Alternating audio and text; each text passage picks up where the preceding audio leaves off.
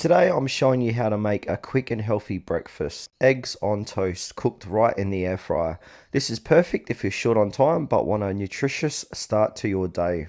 Begin with 2 slices of bread and 2 fresh eggs. This simple combination keeps the meal light yet packed with protein.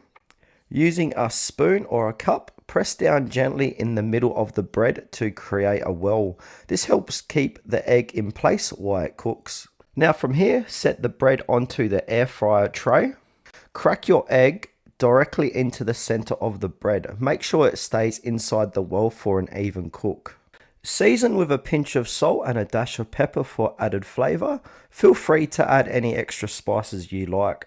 Now we need to set the air fryer to around 360 degrees Fahrenheit or 180 degrees Celsius and cook for about 8 to 10 minutes, all depending on how runny or firm you like your egg yolk.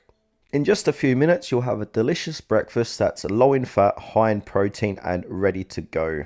And there you have it, an easy, nutritious egg on toast made right in the air fryer. Perfect for those busy mornings. Quick, healthy, and no stop needed. Enjoy your breakfast.